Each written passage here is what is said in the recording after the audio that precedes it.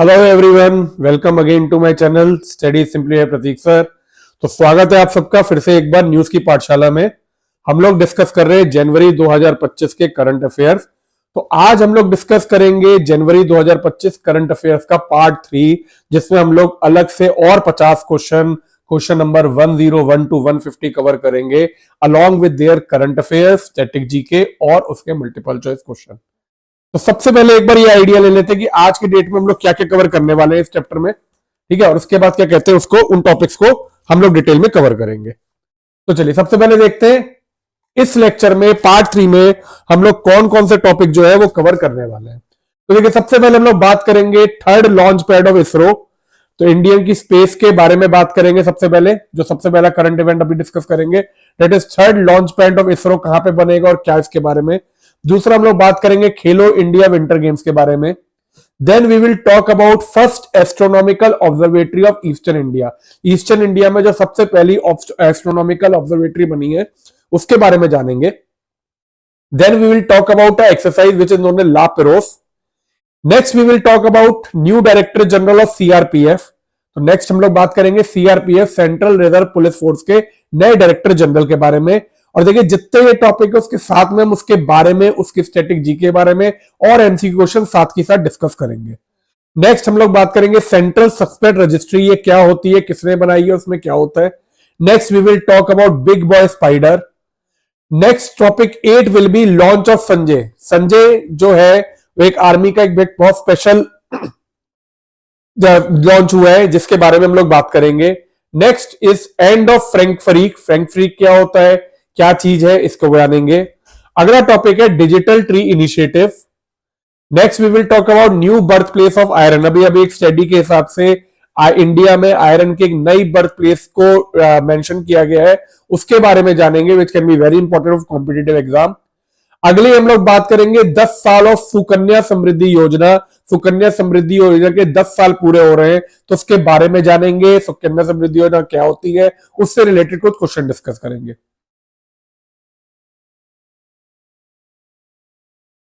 इसके बाद जो 13 टॉपिक है वो है book on G20 by IAS officer. एक आईएएस ऑफिसर ने G20 के बारे में बुक लिखी है जिसकी प्रधानमंत्री नरेंद्र मोदी ने भी तारीफ की है। तो कई बार पूछा जा सकता है कॉम्पिटिटिव एग्जाम में, तो हम लोग इसके बारे में बात करेंगे। Next we will talk about diamond impressed authorisation. उसके बाद हम लोग बात करेंगे एनवायरमेंट के टॉपिक की, वार्मेस्ट ईयर ऑन रिकॉर्ड। कौन सा ईयर ऐसा है जो कि ग्लोबली वार्मेस्ट ईयर रिकॉर्ड किया गया है और इसके बारे में कुछ जानेंगे। नेक्स्ट हम लोग बात करेंगे first state to implement UCC. India का सबसे पहला स्टेट जिसने यूनिफॉर्म सिविल कोड को इंप्लीमेंट कर दिया है और वो सबसे पहला स्टेट बन गया है to implement UCC. We will know about that which can be very important for competitive exam. Next we will talk about UGC draft regulation for appointment of vice chancellor. Last topic इस lecture का part 3 का होगा मुल्ला Periyar dam. Day नहीं है, dam है। तो ये 18 topic के बारे में हम लोग डिस्कस करेंगे along with their current affairs question, along with the static GK की ये क्या है और इससे रिलेटेड जितने भी क्वेश्चंस हम लोग कर सकते हैं और नॉलेज गेन कर सकते हैं। तो लेक्चर को पूरे को ध्यान से सुनिएगा क्योंकि इसमें से मैं विश्वास दिलाता हूं आपको क्वेश्चन कुछ ना कुछ आ सकते हैं। तो ध्यान से एक बार सुनिएगा जिससे आपका पूरे के पूरे टॉपिक कवर हो जाए। तो चलिए स्टार्ट करते हैं।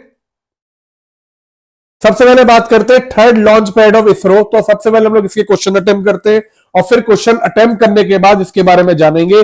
तो पहले आप अपनी नॉलेज चेक कर सकते हो। अगर आपने ये टॉपिक पढ़ा है तो you can check your knowledge, और अगर आपने नहीं पढ़ा तो फिर आप सीख के इसके बारे में जान सकते हो। देखो पहला क्वेश्चन है ISRO primary spaceport Satish Dhawan space centre is located in west state. देखो सतीश धवन स्पेस सेंटर जो है it is very famous.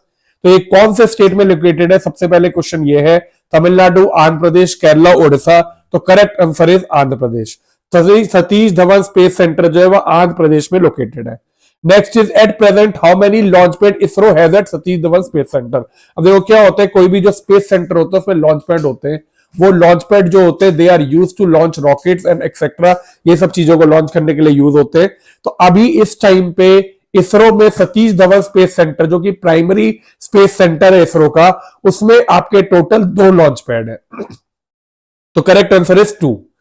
Which island houses Satish Dhawan space centre. तो कौन सा ऐसा आइलैंड है, आंध्र प्रदेश तो स्टेट है, आंध्र प्रदेश में कौन सा ऐसा आइलैंड है जहां पे Satish Dhawan space centre located है? Pamban, Sriharikota, Sangam, Shri Himalaya. Correct answer is Sriharikota. Next, what is full form of NavIC? This is very important, current affairs में आ सकता है। नेविक की फुल फॉर्म क्या है? क्योंकि इंडिया ने अभी अभी एक और सैटेलाइट जो है वो नेविक में ऐड करी है। तो what is the full form of NavIC? New window Indian centre, navigation with Indian constellation, navigation with international constellation, navigate with India cruise. तो correct answer is navigation with Indian constellation.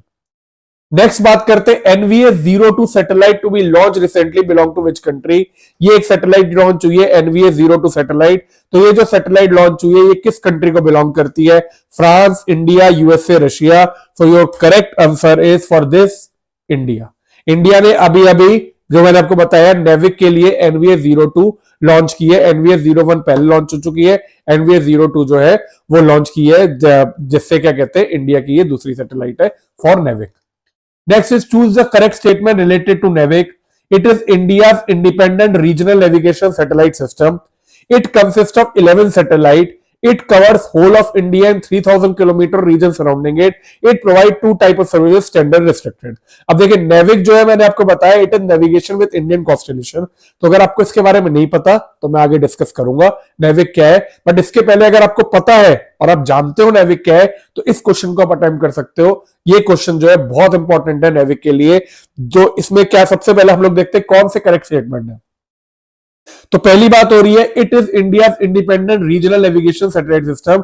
ये बिल्कुल सही बात है, ये इंडिया का इंडिपेंडेंट रीजनल नेविगेशन सिस्टम है जिससे जो फॉरेन नेविगेशन सिस्टम है उनको रिप्लेस करने के लिए बनाया गया है। It consist of 11 satellite. तो जो नेविक है it does not consist of 11 satellite. तो ये जो स्टेटमेंट है ये गलत है। कितनी सैटेलाइट है ये मैं आपको आगे बताऊंगा। It covers whole of India 3000 kilometre region surrounding it. ये भी गलत स्टेटमेंट है। It covers whole of India लेकिन 3000 किलोमीटर नहीं है। देखिए इसलिए छोटी छोटी चीजें पता होनी चाहिए। ये 3000 किलोमीटर नहीं है, ये कुछ और किलोमीटर है जो कि मैं आगे डिस्क्लोज करूंगा। वैसे आपको जॉर्ज के बता दूं ये 1500 किलोमीटर है, बट आगे हम लोग डिटेल में डिस्कस करेंगे। Next is it provide two type of service, standard and restricted. This is correct. तो हमारी करेक्ट स्टेटमेंट हुई 1 and 4। So your option will be option D. तो अब जानते हैं इसके बारे में। ये आपके हो गए कुछ करंट अफेयर्स के question.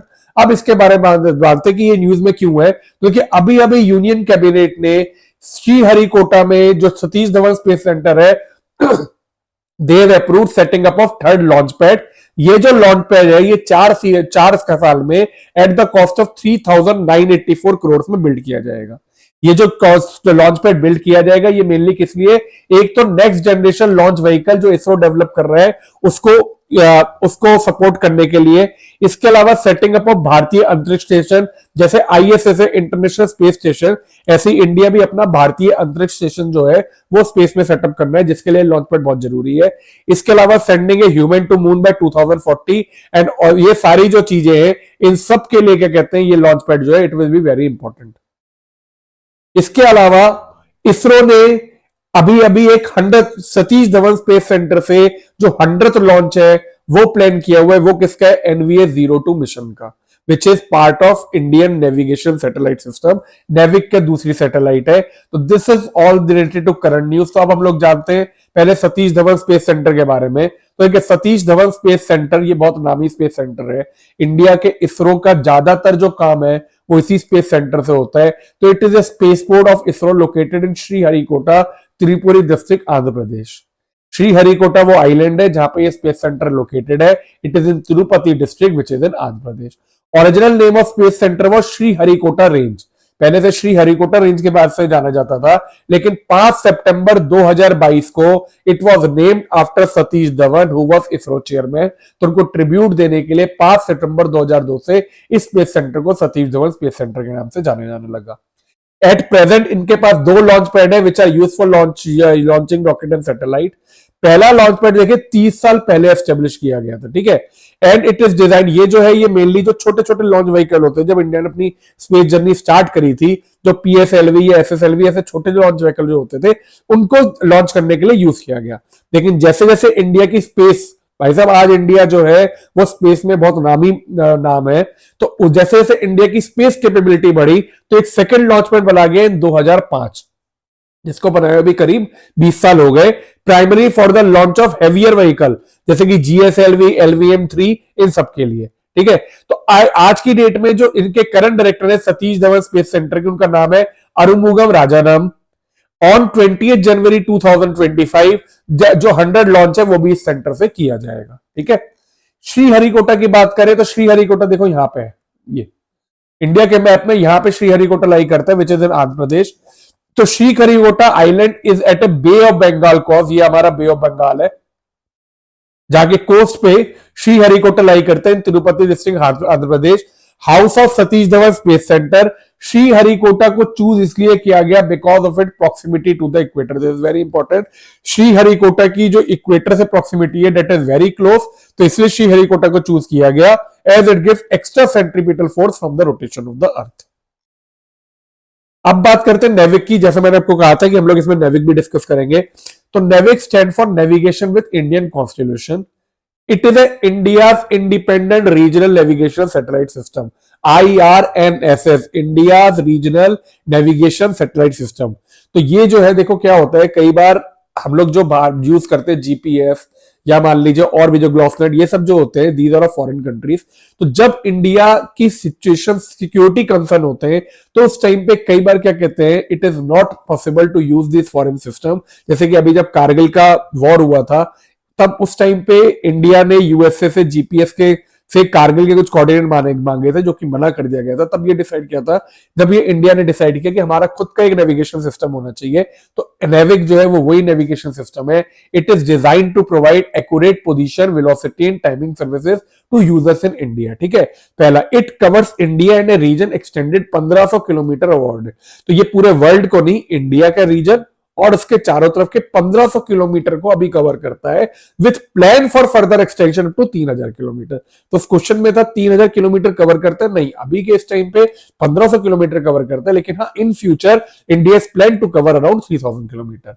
NavIC provide two type of services, एक है स्टैंडर्ड पोजीशनिंग सर्विसेज जो कि सब सिविलियन यूजर्स के लिए खुली होती है, और दूसरी है रिस्ट्रिक्टेड सर्विसेज जो कि खाली ऑथोराइज यूजर जैसे मिलिट्री हो गया या कुछ जो सेंसिटिव सर्विसेज होंगी उनके लिए होती है। अब नेविक के बारे में जानते हैं। NavIC is design with A constellation of 7 satellite, 11 नहीं 7 सैटेलाइट का सिस्टम है एंड नेटवर्क ग्राउंड स्टेशन। ये जो 7 सैटेलाइट में से 3 सैटेलाइट को जियो स्टेशनरी ऑर्बिट और 4 सैटेलाइट को इंक्लाइंड जियो सिंक्रोनस ऑर्बिट में प्लेस किया है to ensure continuous service and improve feature 5 second. तो देखो ये नेविक सिस्टम बना हुआ है, लेकिन अब इसी को इंप्रूव करने के लिए 5 और NavIC satellite, new generation satellite NVS-01 से NVS-05 को लॉन्च किया जाना है, जिसमें से NVS-01 और 02 जो है अब लॉन्च किए जा चुकी है, बची 3 जो है they will are planned in future. तो this was all about NavIC, third launch pad. अब हम लोग चलते हैं हमारे सेकंड टॉपिक पे जो कि है खेलो इंडिया विंटर गेम्स 2025। तो इससे रिलेटेड क्वेश्चन है, where Khelo India winter games 2025 being held at which state? Orissa, Jammu and Kashmir, Manipur, Bihar. Correct answer is Jammu and Kashmir. तो देखिए खेलो इंडिया विंटर गेम्स क्या है, तो इंडिया को पता है, इंडिया ने रिसेंटली खेलो इंडिया स्कीम निकाली थी to participate, to encourage youth, जिसके बाद इंडिया की ओलंपिक परफॉर्मेंस भी बहुत इंप्रूव हुई है। तो इंडिया ने under the Khelo India scheme the ministry of youth affairs and sport organise national level competition. तो ये 4 पार्ट में है, Khelo India youth games, Khelo India university game, Khelo India para games और खेलो इंडिया विंटर गेम्स। तो विंटर गेम्स जो होते हैं ये आपके सर्दियों के गेम है, it is a part of youth game जो कि विंटर्स में होते हैं। इस इवेंट में बड़े अच्छे या नए आप कहोगे इंटरेस्टिंग स्पोर्ट होते हैं, skiing, alpine skiing, Nordic skiing, snow rugby, ice stock sport, snow baseball, ये सारे स्पोर्ट्स होते हैं। तो पहला जो खेलो इंडिया विंटर गेम्स था it was held in 2020।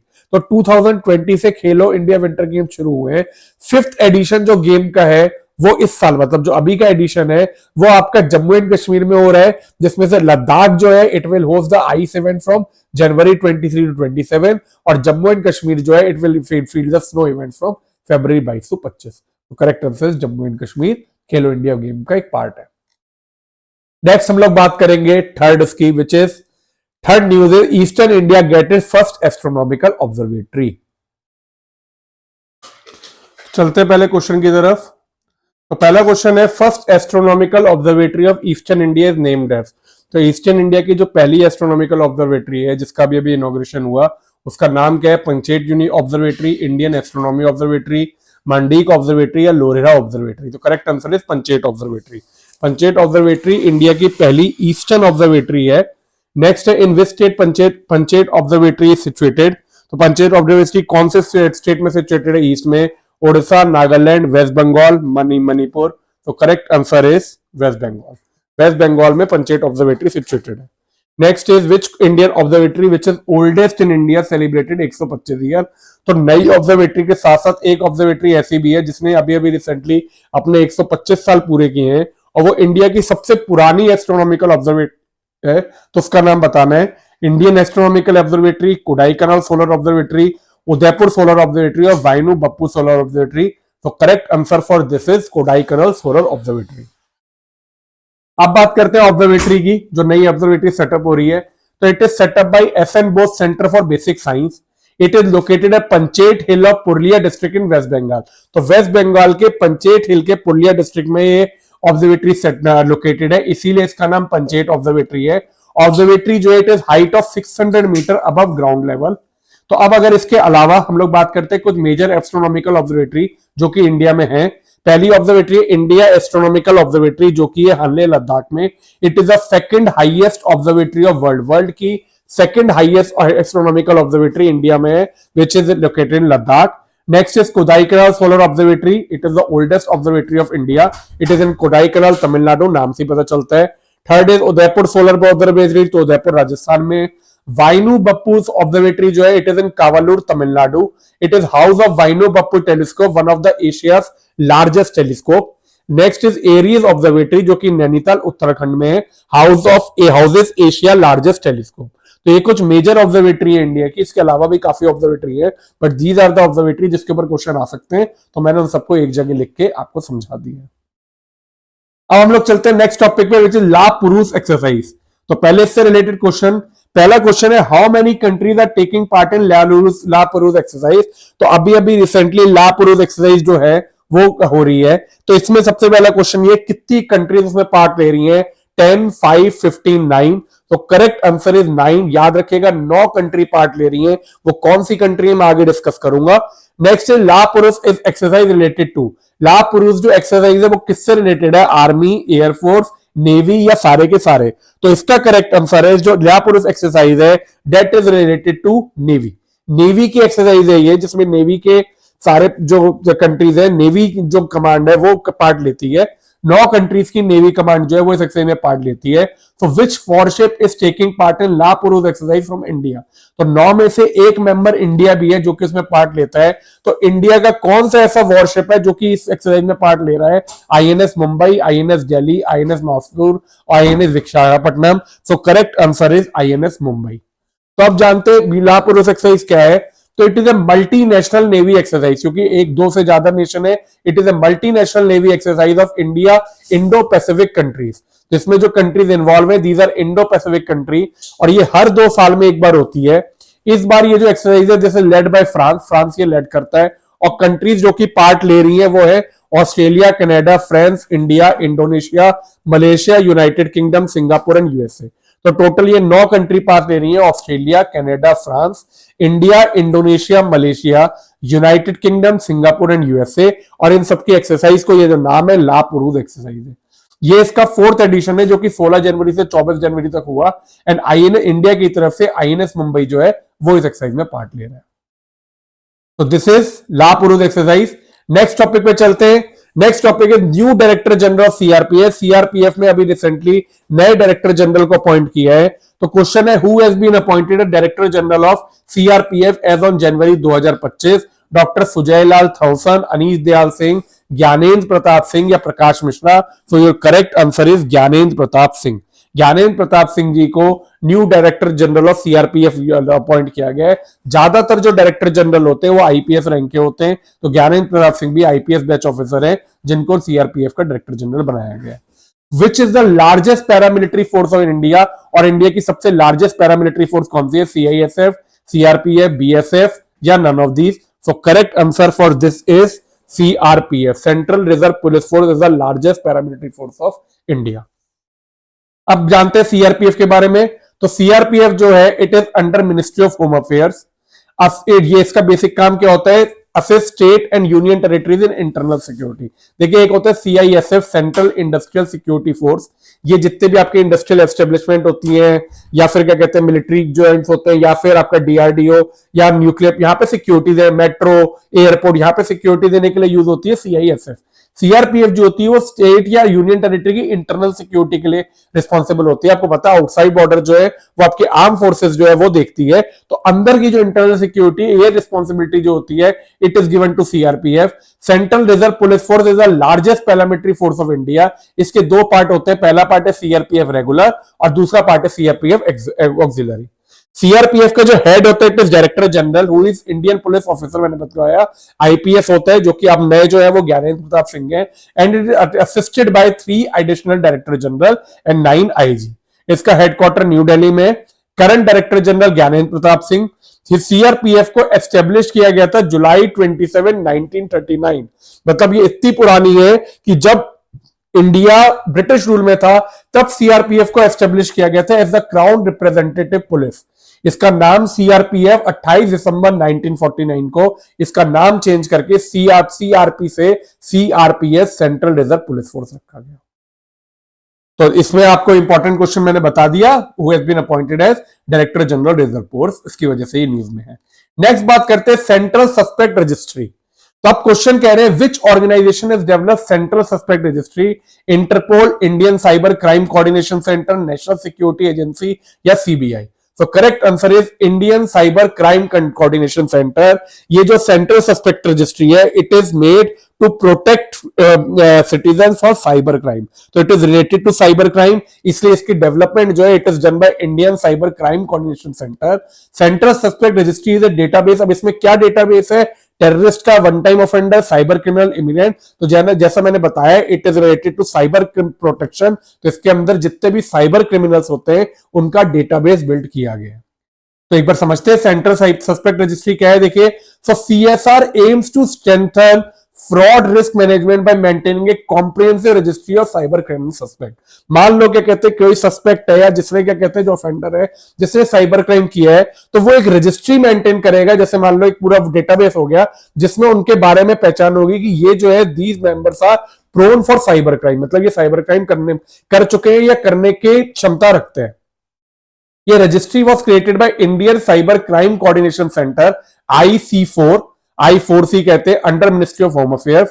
Registry is acceptable to state, UT, central investigation agency, intelligence agency and financial institution. It uses data from the national cyber crime reporting portal to identify potential cyber criminal.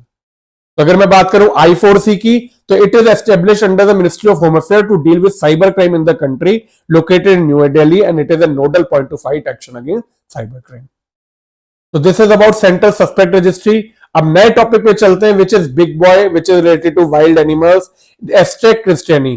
तो अभी recently एक नई species जो है वो Big Boy Atrax christenseni ji, ये species discover की गई है। तो ये स्पीशीज किसको रिलेट करती है, house bee, spider, snake, fish. तो correct answer is spider. Spider की एक नई स्पीशीज डिस्कवर की गई है जिसका नाम बिग बॉय रखा गया, और ये कहां पे डिस्कवर की गई है, funnel web spider found in which country, Japan, Sudan, Australia, Zimbabwe. So correct answer is Australia. Australia में एक नई स्पीशीज स्पाइडर की डिस्कवर की गई है which has been big boy, जिसका साइंटिफिक नेम है एट्रेक्स क्रिस्टियनी। तो बिग बॉय क्या है, it is a funnel web spider species discovered in Sydney, Australia. It is the largest and highly venomous of 3 newly identified species of funnel web spider. तो funnel web spider की ये highly poisonous species है। Big boy spider can grow up to 9 centimeter, nearly twice the size of common Sydney funnel web spider, and Astrex robustus which measure, तो मतलब एक और देखिए, ये इसका नाम है Astrex christiansi। ऐसी एक और स्पीशीज है फनल वेब स्पाइडर की जिसका नाम है एस्ट्रेक रोबस्टर। तो ये इससे भी बड़ी है भैया, ये 9 सेंटीमीटर तक बड़ी हो सकती है। द स्पीशीज नेम्ड, ये जो स्पीशीज का नाम है वो नाम किया गया in honour of Newcastle spider enthusiast Ken Christensen. तो इसके नाम पे इसका नाम एट्रेक्स क्रिस्टियनसी रखा गया है। नेक्स्ट बात करते हैं लॉन्च ऑफ संजय। मैंने आपको बताया था डिफेंस मिनिस्ट्री ने एक नया लॉन्च किया है जिसका नाम है संजय। तो Sanjay is launch by defence minister, is related to army, navy, air force, corps. तो किससे रिलेटेड है, it is related to army. तो ये याद रखिएगा, संजय जो है it is related to army. और संजय है क्या, INS warship and submarine for Indian Navy, battleship surveillance system, launch pad for army, radar system of air force. So it is battlefield surveillance system. It is a surveillance system which is designed for Indian Army और इसका नाम जो है वो संजय है. तो संजय क्या है? Sanjay is advance battlefield surveillance system for Indian army. Sanjay is the advanced automated system is designed to integrate data from various ground and aerial sensor. तो बेसिकली ये क्या है? आर्मी को इंफॉर्मेशन देने के लिए it is an automated system, advance automated system which is design to integrate हर जगह से डेटा, चाहे ग्राउंड से हो या एरियल सेंसर से, इंटीग्रेट करके आर्मी को प्रोवाइड करेगा. It is equipped with cutting edge sensor and state of art analytics. So Sanjay is capable of monitoring vast stretches of land border, preventing intrusion and delivering unparalleled situation awareness. तो इसके लिए battlefield system discover किया गया है, design किया गया और launch किया गया है to help army in staying alert and surveillance के लिए बेटर रहे. The Sanjay system has been indigenously developed in joint collaboration between Indian Army and BEL. तो ये BEL और इंडियन आर्मी ने मिलकर संजय को बनाया है. नेक्स्ट हम लोग बात करते हैं एंड ऑफ फ्रैंकफर्ट. तो इसके रिलेटेड पहले क्वेश्चन की बात करते हैं. Which country has recently withdrawn its troop from West African region ending decade of their presence. देखिए जैसे इंडिया जो था it was the colony of British, ऐसे ही वेस्ट अफ्रीका में भी एक ऐसी कंट्री थी जो कि क्या कहते हैं बहुत टाइम तक उसे कॉलोनी बना के रखा था, लेकिन अभी अभी रिसेंटली उन्होंने अपनी ट्रूप्स को जो है वहां से निकाला था. वो कौन सी कंट्री है? USA, China, Russia, France. तो करेक्ट आंसर इज फ्रांस. तो टर्म फ्रैंकफर्ट रेफर्स टू, अब ये फ्रैंकफर्ट क्या है? France investment in West African country, France military presence in its former colonies, France control over mineral resources in West African region, France plan to invest in green energy. So correct answer is France military presence in its former colonies.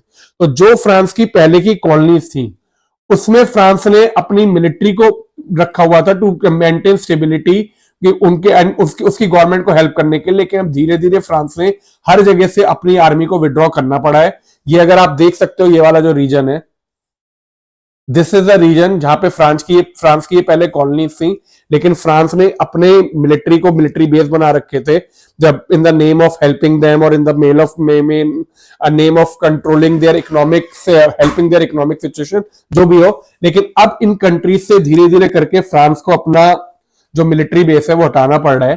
तो Frankfurt refer to France fair of influence over former French colonies in sub Saharan African. तो वो countries जिससे France को धीरे धीरे अपना control हटाना का पड़ा है वो है Senegal, Ivory Coast, Chad, Mali, Niger and Burkina Faso और 6 countries of West Africa who have asked France to withdraw its troops from their reason.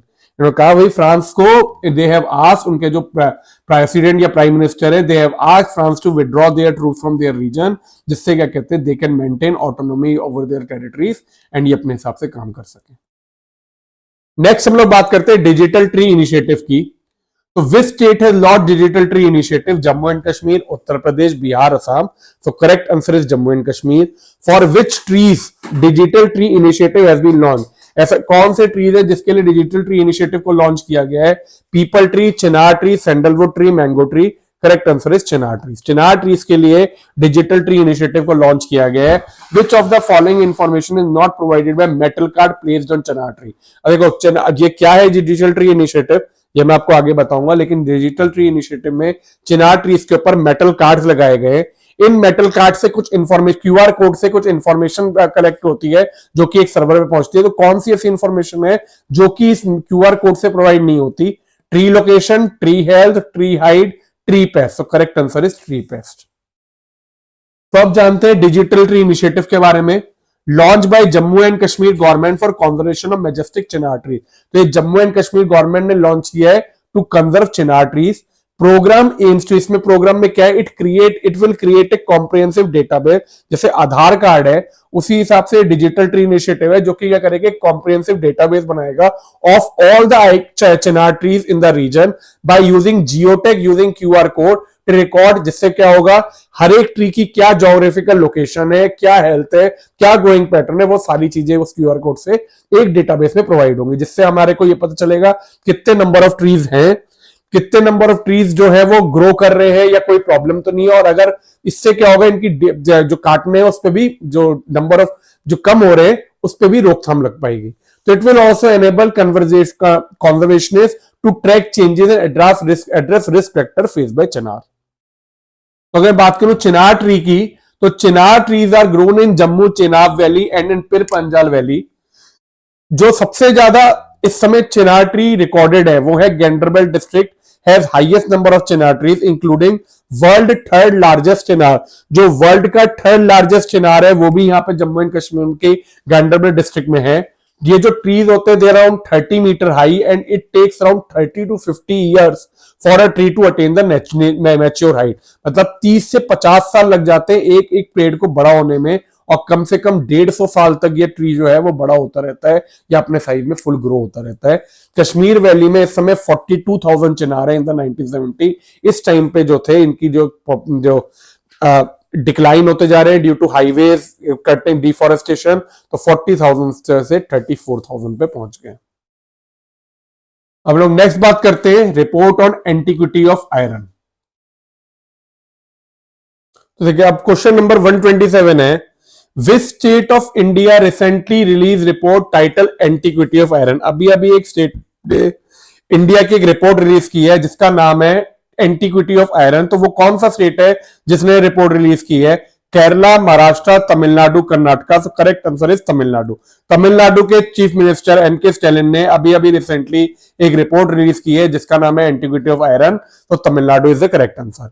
According to recent report publish by K Rajan and R Sivanathan title antiquity of iron, which state might be the birth place of iron. तो ये answer तो आपको समझ में आ गया होगा क्योंकि report जिस स्टेट ने रिलीज की है चीफ मिनिस्टर ने उसी के बारे में बात हो रही है। तो correct answer is again Tamil Nadu. लेकिन देखो ये रिपोर्ट क्या है और क्यों इंपॉर्टेंट है, क्योंकि तमिलनाडु के चीफ मिनिस्टर ने इससे पहले भी अनाउंस किया था कि जो इंडस वैली सिविलाइजेशन की स्क्रिप्ट को डेसिफर करेगा उसको एक मॉनेटरी प्राइज, बहुत बड़ा मॉनेटरी प्राइज का अनाउंस किया था।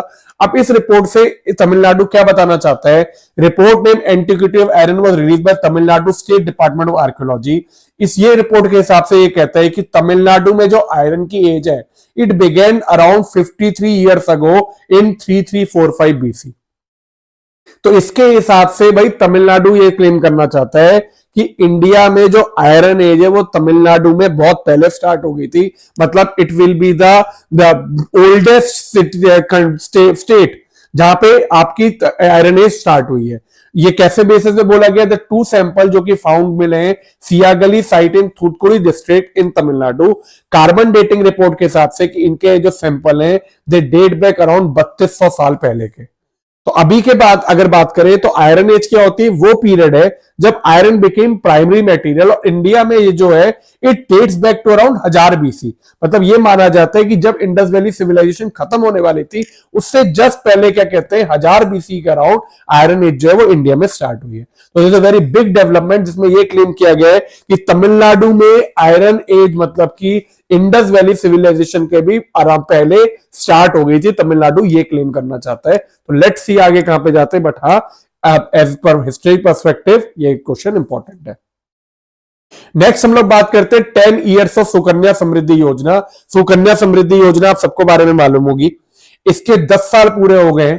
2015 में लॉन्च हुई थी, 2025 में इसके पूरे 10 साल हो गए। तो इससे रिलेटेड कुछ क्वेश्चन डिस्कस करते हैं, और एक बार जिनको नहीं पता उनके लिए मैं सुकन्या समृद्धि योजना फिर से इसके इंपॉर्टेंट पॉइंट डिस्कस करूंगा। तो देखिए पहला क्वेश्चन है, Sukanya Samriddhi account can be open by the guardian in the name of girl child between the age of.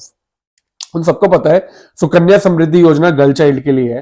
तो अब ये कब तक और कब से कब तक खोली जा सकती है? 5 से 18 साल, after birth till 21 year, after birth till 5 years, after birth till 10 year. तो पैदा हो या तो 5 से 18 साल, या पैदा होने से 21 साल तक, या फिर पैदा होने से भैया 10 साल तक या 5 साल तक। तो ये ऑप्शन है। तो जिसे पता है वो बहुत आसानी से बता सकता है। Correct answer is after birth till 10। जब तक बच्ची 10 साल तक नहीं होती है तब तक के कभी भी आप सुकन्या समृद्धि अकाउंट जो है बच्ची का खुलवा सकते हो। अंडर सुकन्या समृद्धि योजना how many account can be open in India in the name of girl child? तो हर एक लड़की के लिए आप एक अकाउंट खोल सकते हैं एंड मैक्सिमम 2 अकाउंट खोल सकते हैं। तो any number of account, 2 account for a child, only 1 account, 1 account in each national bank. Correct answer is only 1 account. एक लड़की के नाम पे एक ही अकाउंट खोला जा सकता है और मैक्सिमम आप 2 ही अकाउंट खोल सकते हो, ये भी ध्यान रखिएगा। ठीक है, ये नहीं कि 10 लड़के हैं तो 10 अकाउंट खोल लो, maximum 2 account. What is the minimum amount for opening of account under Sukanya Samriddhi Yojana. अब सबसे क्या मिनिमम बैलेंस क्या होना चाहिए, मिनिमम अमाउंट क्या होना चाहिए, 1500, 500, 250, 100। Correct answer is 250। 250 रुपए में आप सुकन्या समृद्धि अकाउंट खुलवा सकते हैं। जो maximum amount that can be deposit in a year, और एक साल के अंदर आप मैक्सिमम अमाउंट जो कि डिपॉजिट कर सकते हो वो कितना है, 1 लाख, 5 लाख, 1.5 लाख या no limit but should be with proof. Correct answer is 1.5 lakh. जैसे पीपीएफ में आप 1.5 लाख रुपए जमा कर सकते हो, ऐसे सुकन्या समृद्धि योजना में भी आप 1.5 लाख रुपए तक मैक्सिमम जमा कर सकते हो। 250 रुपए से अकाउंट खुला सकते हो और एक साल के अंदर 1.5 लाख से ज्यादा आप जमा नहीं कर सकते हो। With respect to Sukanya Samriddhi Yojana, consider the following. Scheme was launched as a part of Beti Bachao Beti Padhao initiative in 2015. It can be opened at any time. अब देखिए इसके करेक्ट स्टेटमेंट देखने तो पहले start में देखते जाते हैं। Scheme was launch as part of Beti Bachao Beti पढ़ाओ इनिशिएटिव इन 2015। तो ये स्टेटमेंट करेक्ट है या नहीं है? जी हाँ, ये बिल्कुल करेक्ट स्टेटमेंट है। तो आपका पहला जो ऑप्शन है वो तो करेक्ट है। It can be open at any time from the birth of a girl child till she attain the age of 15 years. No, 15 years नहीं, 10 years। तो ये वाला स्टेटमेंट गलत है। The interest will not be payable if the girl becomes a non-resident Indian or a non-citizen। अगर आपका कोई भी लड़की एनआरआई या आपका क्या कहते हैं रेसिडेंट इंडिया नहीं रहती है तो interest will not be payable. This is also correct. So correct answer is option D. अब एक बार बात कर लेते हैं इसके योजना के मेन पॉइंट्स की। तो इट वाज लॉन्च इन 22 जनवरी 2015। 22 जनवरी 2015 को इसे लॉन्च किया गया था as part of Beti Bachao Beti Padhao campaign. Account for girl child can be open immediately after the birth till she attain the age of 10 years। Only 1 account is allowed per child, ये मैंने आपको बता दिया। मैक्सिमम ऑफ 2 अकाउंट, ज्यादा से ज्यादा आप 2 account खोल सकते हो, 2 अकाउंट से ज्यादा नहीं। Can be open with exception allowed for more account in case of twins और ट्रिपलेट। तो अगर आपके ट्विंस या ट्रिपलेट हुए हैं तो आपको एक्सेप्शन है, लेकिन अगर आपके 2 बच्चे हैं तो मैक्सिमम, अगर 10 बच्चे भी हैं लेकिन वो ट्विंस या ट्रिपलेट नहीं है तो आप मैक्सिमम 2 ही अकाउंट खोल सकते हो। मिनिमम इनिशियल डिपॉजिट है 250 रुपए का, और इसके बाद आप 50-50 रुपए के मल्टीपल में डिपॉजिट कर सकते हो, प्रोवाइडेड एटलीस्ट कम से कम साल के अंदर 250 रुपए जरूर डिपॉजिट होने चाहिए भाई। वो कहते हैं साल के अंदर आप 250 रुपए तो जरूर डालो। एनुअल डिपॉजिट की मैक्सिमम कैपिंग जो है वो 1.5 लाख रुपए है। अब आपके डिपॉजिट कब से कर सकते हो? They can be made of a period of two 15 year from the, जब आपने अकाउंट ओपन किया, जब लड़की पैदा हुई तो किया तो 15 साल तक, अगर 1 साल की तो 16 तो मतलब आप अकाउंट 15 साल तक इसमें पैसे डाल सकते हो। अकाउंट जो है it is manage by guardian until the girl child reaches the age of 18 years के बाद नेसेसरी पेपर डिपॉजिट करके ये अकाउंट लड़की के नाम पे भी किया जा सकता है। द अकाउंट मैच्योर कब होता है? अब आपने पैसे तो 15 साल तक डालने हैं, लेकिन ये मैच्योर कब होगा? Upon the completion of 21 years of the account holder from its opening date. Opening date से अगर आपने स्टार्टिंग में बर्थ में खोल दिया तो जब लड़की 21 साल की होगी तभी आपका अकाउंट मैच्योर हो जाएगा, लेकिन अगर आपने 10 साल पे खोला है तो जब गर्ल चाइल्ड 31 साल की होगी तब ये मैच्योर होगा। तो 2 चीजें अलग अलग हैं। पैसे आप 15 साल तक डाल सकते हो, लेकिन मैच्योरिटी जो है date will be after 21 years. Early closure allowed है। अगर account holder intends to marry before reaching maturity तो आप अकाउंट होल्डर जो है वो इसे मैच्योर करा सकता है फॉर मैरिज पर्पस, लेकिन early closure can only occur within a 1 month window prior to the, शादी की डेट से 1 महीने पहले और शादी की डेट के 3 महीने बाद तक ही आप इस अकाउंट को क्लोज कर सकते हो, ये कंडीशन है। इसके अलावा अगर लड़की की पढ़ाई के लिए 50% अमाउंट और the balance at the end of preceding financial year can be withdrawn for education after the account holder turns 18 और complete the 10th standard whichever comes first. तो दीज आर मेन प्रोविजन जो कि आपको पता होने चाहिए, जिसके ऊपर क्वेश्चन आ सकते हैं। नेक्स्ट हम लोग बात करते हैं book on how India scaled MG20। Who is the author of the book how India scaled MTG20? Shashi Tharoor, S Subrahmanyam, Amitabh Kant, Suman Berry. Correct answer is Amitabh Kant. Who among the following have never been chairperson of NITI Aayog? देखो ये question इसलिए है क्योंकि अमिताभ कांत जी जो है वो नीति आयोग के chairperson रहे हैं। तो क्वेश्चन ये, इनमें से कौन सा ऐसा जन है जो कि नीति आयोग का चेयरमैन कभी नहीं रहा है? अमिताभ कांत, BVR सुब्रमण्यन, सिंधुश्री खुल्लर, सुमन बेरी। देखिए ये जो अमिताभ कांत जी तो रहे हैं तो ये नहीं हुआ, ठीक है। अमिताभ कांत जी रहे हैं सीईओ, BVR सुब्रमण्यम भी रहे हैं, सिंधुश्री खुल्लर भी रहे हैं। तो करेक्ट आंसर भी सुमन बेरी। सुमन बेरी जो है वो कभी भी नीति आयोग की सीईओ नहीं रहे। अब बात करते हैं अमिताभ कांत की। तो presently he is G20 Sherpa. देखो शेरपा क्या होते हैं? जो कि अपनी कंट्री को रिप्रेजेंट करते हैं फॉर डेट मीटिंग और आप कहते हो डेट ऑर्गेनाइजेशन। तो G20 के शेरपा है from India. Farmer CEO of NITI Aayog, he is a retired 1980 batch officer. And इन्होंने जो बुक लिखी है इसके अलावा branding Indian incredible story, incredible India 2.0, made in India 75 years of business and enterprise, the elephant moves India new place और आपके G20। तो ये कुछ बुक्स हैं जो कि अमिताभ कांत जी, जो कि क्या कहते हैं नीति आयोग के सीईओ हैं पहले के, उन्होंने लिखी है। He is a 1980 batch IAS officer. अब नेक्स्ट बात करते हैं डायमंड इंप्रेस ऑथराइजेशन। तो डायमंड इंप्रेस ऑथराइजेशन के लिए रिसेंटली इंट्रोड्यूस डायमंड, इंडिया ने अभी अभी रिसेंटली ये स्कीम इंट्रोड्यूस की है, डायमंड इंप्रेस ऑथराइजेशन। तो अब इसका काम क्या है? Increase production of diamond in India, increase diamond investment by Indians, allow duty free import of natural cut diamond, allow duty free export of finished diamond। तो correct answer है they allow duty free import of natural cut diamond। Diamond industry India की इस समय बहुत week चल रही है, ठीक है। तो बेसिकली इंडिया करता क्या है कि वो क्या करता है कि बाहर से डायमंड को इंपोर्ट करता है और उसे फिनिश करके बाहर एक्सपोर्ट करता है। तो इंडिया जो है, आप ये कह सकते हो, it is the largest importer and exporter of diamond, लेकिन इंडिया डायमंड प्रोड्यूस नहीं करता। तो होता क्या है, जिन कंट्रीज में डायमंड रॉ प्रोड्यूस होते हैं, उधर से रॉ कट डायमंड को इंडिया इंपोर्ट करके उसे पॉलिश करके उसको फिनिश करके उनकी वैल्यू को एनहेंस करके बाहर एक्सपोर्ट करता है। तो which country is the largest producer of diamond की बात करें, रशिया, यूएसए, केन्या, तंजानिया। सो करेक्ट आंसर है जो सबसे बड़ी कंट्री जो कि डायमंड की प्रोड्यूसर है वो है Russia.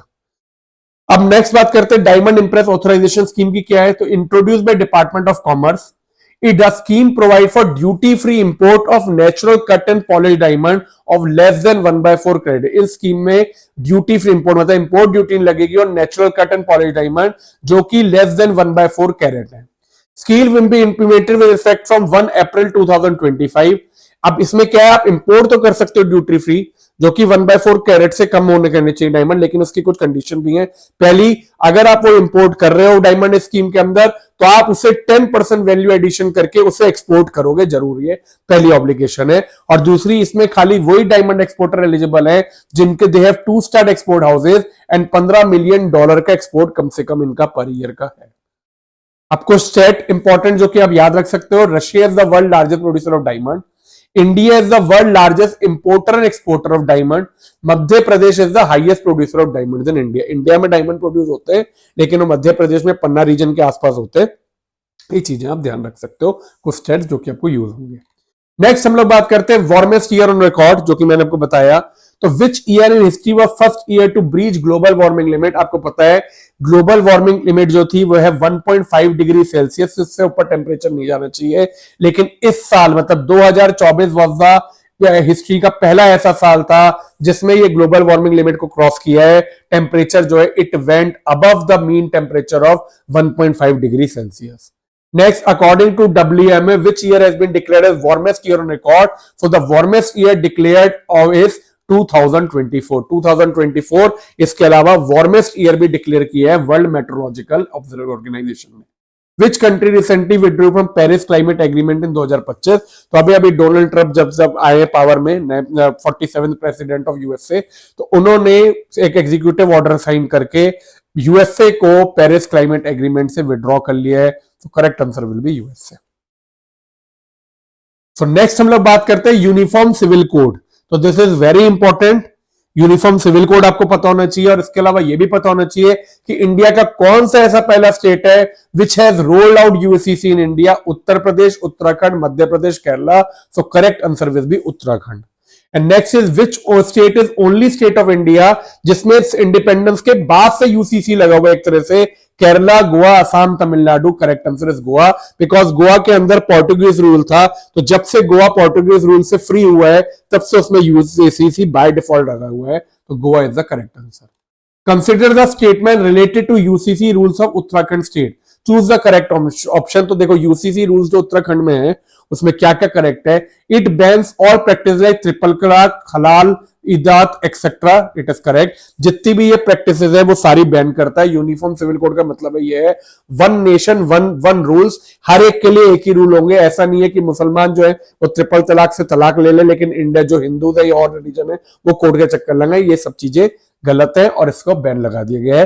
Provide legitimate status to child born in live in relationship. तो जी हाँ, ये भी सही है कि जो चाइल्ड लिव इन रिलेशनशिप में बॉन्ड होता है उसको भी लेजिटिमेटली का स्टेटस दिया जाएगा। Equal right to women in property and heritance, ये भी सही बात है, and makes mandatory to register marriages and divorce, this is also correct. तो correct answer is all of the above. तो अब जानते हैं यूनिफॉर्म सिविल कोड के बारे में। तो यूनिफॉर्म सिविल कोड जो है, they are set of personal law for citizen of India which apply on all citizen. सबसे पर्सनल लॉस के हैं, पर्सनल लॉ का एक सेट ऑफ रूल जो कि हर एक सिटीजन का अप्लाई होगा irrespective of their religion. Personal law में क्या क्या कवर होता है? Marriage, divorce, inheritance, adoption and maintenance, these are all the personal law जो कि सब रिलीजन के लिए एक जैसे होंगे। इसका मेंशन यूसीसी का आर्टिकल 44 ऑफ कॉन्स्टिट्यूशन में भी किया है, which is part of directive principle of state policy. Goa is only state that is UCC implemented by Portuguese in 1867। Provision of UCC in Uttarakhand, Uttarakhand में क्या किया है?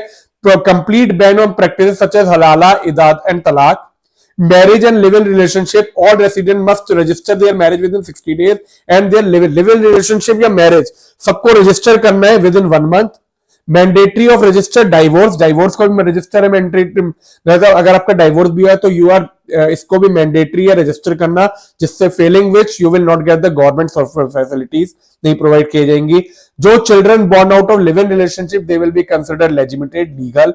UCC ensure equal property right for sons and daughter. Prohibition of bigamy और polygamy, the UCC prohibited bigamy या polygamy. UCC जो उत्तराखंड में हुआ है, they have only kept tribal people out of its ambit. Tribal people जो है वो UCC के उसके अंदर नहीं आ रहे। नेक्स्ट हम लोग बात करते हैं UGC draft regulation for appointment of vice chancellor. अभी रिसेंटली यूनियन गवर्नमेंट ने कुछ ड्राफ्ट, यूजीसी ने कुछ ड्राफ्ट रेगुलेशन पब्लिश की है which changes the rules to appoint vice chancellor in state university and central university। तो इसी के बारे में बात करेंगे, बहुत न्यूज में है। तो पहले हम लोग देखते हैं which who act as ex officio chancellor of state university, chief minister, governor of state, dean of university, president of India। Correct answer is governor of state. Governor of state जो है he is the x officio chancellor of all state university and chancellor of central university आप कह सकते हो visiting head जो है are appointed by. ये जो चांसलर होते हैं सेंट्रल यूनिवर्सिटी के, ये कौन अपॉइंट करता है? Prime minister, UGC chairman, president, vice president. तो करेक्ट आंसर इज प्रेसिडेंट। तो जितनी भी यूनियन यूनिवर्सिटी सेंट्रल यूनिवर्सिटीज होती हैं उन सबके चांसलर की पावर जो होती है प्रेसिडेंट को अपॉइंट करता है। तो अब बात करते हैं UGC draft regulation bill main points. देखिए अब बात करते हैं UGC draft regulation bill main point, जो मेन पॉइंट्स उसकी बात करते हैं। तो बिल अमेंड 2010 रेगुलेशन, तो जो 2010 की रेगुलेशंस हैं वो यूजीसी का ये ड्राफ्ट बिल जो है वो अमेंड करता है, जिसमें मेनली है selection and appointment of vice chancellor of university. तो चांसलर रजिस्टर शैल constitute search cum selection committee comprise. ये क्या कहता है? ये जो बिल होता है ये कह रहा है कि जो अब चांसलर विजिटर सिलेक्ट होंगे उसके लिए जो सर्च कम कमेटी बनेगी, उस कमेटी के जो मेंबर्स होंगे will consist of members nominated by visitor chancellor, UGC chairman and apex body of the university. तो इन तीनों को मिला के या तो जो मेंबर्स होंगे दे will be nominated by chancellor of university, UGC chairman, apex body of university. तो बेसिकली ये स्टेट का जो कंट्रोल है वो खत्म कर रहा है ये बिल। इसमें स्टेट का जो कंट्रोल है वो खत्म हो रहा है। और इसके अलावा ये बिल ये भी कहते हैं कि बिसाइड प्रोफेसर, अभी तक क्या था खाली प्रोफेसर अपॉइंट हो पाते थे, beside professor individual eight senior level in history, public policy, public administration of public sector undertaking can also become vice chancellor of this university. So this is a bill. So brief history में क्या है? Role of chancellor to governor has not been assigned by constitution। देखो अब है क्या, ये जो UGC bill है या जो चांसलर यूनिवर्सिटीज के होते हैं ये सब कॉन्स्टिट्यूशन में कहीं नहीं लिखा गया है कि जो गवर्नर है he will be the chancellor. This is the practice that has been going from British colonial rule और इसी को कैरी फॉरवर्ड किया गया है। इसकी हिस्ट्री ये है कि ब्रिटिश ने 3 यूनिवर्सिटी 1857 में कलकत्ता, बॉम्बे और मद्रास में एस्टेब्लिश की थी। और उस समय क्योंकि जो गवर्नर जनरल थे वो हेड होते तो उन्हीं गवर्नर्स को they made ex officio chancellor. यही जो मॉडल था गवर्नर को चांसलर बनाने का, it was adopted for state universities after independence. तो in the state universities the governor of the state is the ex official chancellor of the university in that state. और central university में chancellor जो होते हैं their appointed president, while जो president होते हैं he is the visitor of a central university. तो at present अभी की बात करें तो अभी जो अपॉइंटमेंट होता है वीसी का, under existing regulation VC can be selected only from among academician who have minimum 10 साल का पहले तो एक्सपीरियंस होना चाहिए एज प्रोफेसर। तो ये खत्म किया जा रहा है, जरूरी नहीं है कि प्रोफेसर हो, लेकिन अभी के रेगुलेशन के हिसाब से 10 साल का मिनिमम एक्सपीरियंस होना चाहिए as a professor. Chancellor of visitor in central university appoint the VC from recommended names by, अभी भी जो चांसलर होते हैं या गवर्नर जो होते हैं वो सेंट्रल यूनिवर्सिटी में प्रेसिडेंट और स्टेट यूनिवर्सिटी में चांसलर जो कि गवर्नर होते हैं वो अपॉइंट करते हैं चांसलर को by search cum selection committee. लेकिन जो सर्च कम सिलेक्शन कमेटी है it consist of eminent person in higher education, ये 3 से 5 कैंडिडेट को सिलेक्ट करके रिकमेंड करती है नाम। तो ये जो कमेटी अभी बनी हुई होती है इसमें जो कमेटी होती है this is decided by state law. इसके अलावा एक नॉमिनी चांसलर और यूजीसी का होता है और rest of the committees by state law. इसके जो नाम सिलेक्ट होते हैं स्टेट के हिसाब से वो जो गवर्नर है वो सिलेक्ट करता है। लेकिन states are against the new draft bill because it takes away the power of selecting chancellor by state, उससे पूरा मैक्सिमम कंट्रोल जो है वो गवर्नर के पास जा रहा है। नेक्स्ट बात करते हैं इस लेक्चर का लास्ट टॉपिक विच इज मुला पेरियार डैम। तो क्वेश्चन है मुला Periyar dam is case of discontent between which two state, कौन से दो ऐसे स्टेट है जिनके बीच में डिस्कंटेंट चल रहा है इसके बीच में, Kerala Andhra Pradesh, Kerala Tamil Nadu, Tamil Nadu Karnataka and Karnataka Kerala and Karnataka. So correct answer is Kerala and Tamil Nadu.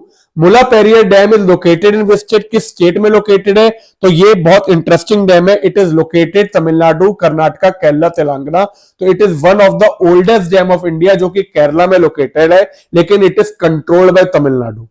On which river Mulla Periyar dam is build, Periyar, Pamba, Chaliyar, Kalla. तो आप नाम से भी शायद याद रख सकते हैं इसे। ये जो मुला पेरियार डैम है पेरियार रिवर पे बना है। The name of Mulla Periyar Dam is derived from name of architect of dam was Mulla Periyar, given by inhabitants living around dam on their ancestral god. Dam is built on confluence of Mulayar and Periyar. None of these. Correct answer is dam is built on confluence of Mulayar and Periyar river. Last question, chairman of national committee on dam safety. Dam safety के लिए एक national committee बनाई गई है, उसका chairman जो है वो किस ऑर्गेनाइजेशन का चेयरपर्सन होता है। This is the last question. Central ground water board, central water commission, Narmada control authority, national water development agency. So अगर आपको नहीं पता है इसका करेक्ट आंसर है सेंट्रल वाटर कमीशन।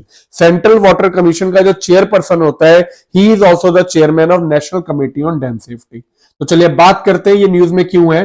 तो अभी सुप्रीम कोर्ट ने तमिलनाडु और केरला से ये डिसाइड करने को कहा है कि जो सुपरवाइजरी कमेटी या तो एक कोर्ट ने भी बनाई हुई है इनके डिस्प्यूट को लेके वो डैम को टेक केयर कर सकते हैं बेटर, या जो गवर्नमेंट का नया लॉज आए हैं उससे जो स्टैट्यूटरी कमेटी बनाई गई है उसके जो है वो कमेटी को हैंड ओवर कर दिया जाना चाहिए। तो ये सुप्रीम कोर्ट ने तमिलनाडु और केरला से डिसाइड करके बताने को कहा है।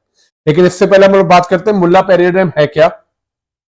तो Mulla Periyar dam is a masonry gravity dam. देखो मेसनरी ग्रेविटी डैम क्या होता है, दिस इज द डैम जिसमें क्या कहते हैं आपके ब्रिक्स से बना हुआ होता है और इसका जो पानी का प्रेशर होता है इट इज ग्रेविटी डैम इसलिए कहा जाता है क्योंकि पानी का जो प्रेशर होता है वो ब्रिक्स के जो वॉल्स होती है उससे होल्ड किया जाता है। तो it is masonry gravity dam on the Periyar river of Idukki district. Gravity dam use their weight and the force of gravity to support the reservoir remain stable. ठीक है, that is why it is a masonry gravity dam. It was constructed between 1887 and 1895 by John Pennington। तो सोचो कितना पुराना है। The Periyar National Park also a tiger reserve जो है इन थेकड़ी is located around the dam reservoir। तो dam के reservoir के चारों तरफ के रीजन को पेरियार नेशनल पार्क जो कि एक टाइगर रिजर्व भी है वो डिक्लेयर करा हुआ है। Dam is built in Kerala but is maintained by Tamil Nadu. इसका मैं रीजन बताऊंगा आगे, ये हिस्ट्री से ही ऐसा चला हुआ आ रहा है। The dam is built at the confluence of Mullayar and Periyar river. अब बात आती है डैम बनाया क्यों गया। तो पेरियार रिवर क्या है, it flows westward of Kerala, ये केरला में फ्लो करती है इनटू द अरेबियन सी। लेकिन उस टाइम पे क्या था, इसका जो वाटर था it was to be diverted eastward to flow toward bay of Bengal. Arabian sea की जगह इस वाटर को बे ऑफ बंगाल की तरफ फ्लो कराना था to provide water to the region of Madurai जो कि मद्रास में है, जो कि उस समय मद्रास प्रेसिडेंसी मदुराई होता था। उसे वाटर प्रोवाइड करने के लिए पेरियार रिवर के वाटर के फ्लो को डाइवर्ट किया गया, जिसके लिए क्या कहते हैं ये डैम बनाया गया। इस डैम से वाटर को डाइवर्ट करके मदुराई तक पहुंचाया गया विच is in Madras presidency. That is why अब मदुराई अभी कहां पे है, तमिलनाडु में, इसलिए तमिलनाडु जो है इस डैम को कंट्रोल करता है। तो तमिलनाडु केरला का डिस्प्यूट क्या है? लीज फॉर 999 ईयर्स, 1000 साल के लिए एक लीज बनाई गई थी on 29/10/1886 between Maharaja of Travancore and then secretary of Madras. In 1970 में एक और एग्रीमेंट साइन हुआ जिसमें तमिलनाडु को पावर जनरेट करने का भी अलाउ किया गया। अब बेसिकली क्या है, Kerala is worried about control and safety of the dam. जो तमिलनाडु है वो हाइट बढ़ाना चाहता है, केरला उसके अगेंस्ट में because of safety of the dam, and these all are dispute going on, जिसके डिटेल में मैं अभी नहीं जाऊंगा because it will be very long. तो ऐसे ही इन डैम्स की सेफ्टी के लिए भी कुछ गवर्नमेंट ने डैम सेफ्टी एक्ट डिक्लेयर किया है। ये जो act aims to prevent dam failure related disaster and providing institutional mechanism to ensure the safe act. तो सेंट्रल गवर्नमेंट ने, यूनियन गवर्नमेंट ने डैम सेफ्टी एक्ट डिक्लेयर किया है जिसका काम ही ये है to prevent these dam failure. तो act required central government to constitute national committee on dam safety and national dam safety authority. तो दो कमेटी बनाई गई है, एक national committee on dam safety and national dam safety authority. The act provide for the, इसी के अलावा state committee भी सेम बनाएंगी। इसमें कई प्रोविजन दिए गए हैं, जैसे dam owners are required to have dedicated dam safety unit, prepare emergency action plan and other things. तो ये जो national committee on dam safety है, इसके जो चेयरमैन है, he will be the chairperson of CWC, representative from centre and state भी इसमें होंगे, and 3 specialist in field of dam safety. तो this was all about Mullaperiyar dam and the steps to protect it. तो ये हमारे question 101 to 150 lecture 3 के खत्म होते हैं। तो इस लेक्चर में हमने 50 क्वेश्चन कवर किए और उसके साथ के जितने रीसेंट टॉपिक थे वो मैंने डिस्कस किए। तो आई होप आपको ये लेक्चर अच्छा लगा हो, हेल्पफुल लगा हो, क्योंकि प्लीज आप जो भी नए आए प्लीज चैनल को सब्सक्राइब करिए, वीडियो को लाइक जरूर करिएगा, सब्सक्राइब करिएगा चैनल को और शेयर करिए, जिससे ज्यादा से ज्यादा लोग को हेल्प हो सके। अगले लेक्चर में हम लोग डिस्कस करेंगे फिर से 50 और एक क्वेश्चन, जिससे क्या कहते हैं जनवरी करंट अफेयर्स और प्रॉपर्ली क्लियर होंगे। तो मिलते हैं अगले लेक्चर में, तब तक के लिए ध्यान रखिए। All the best.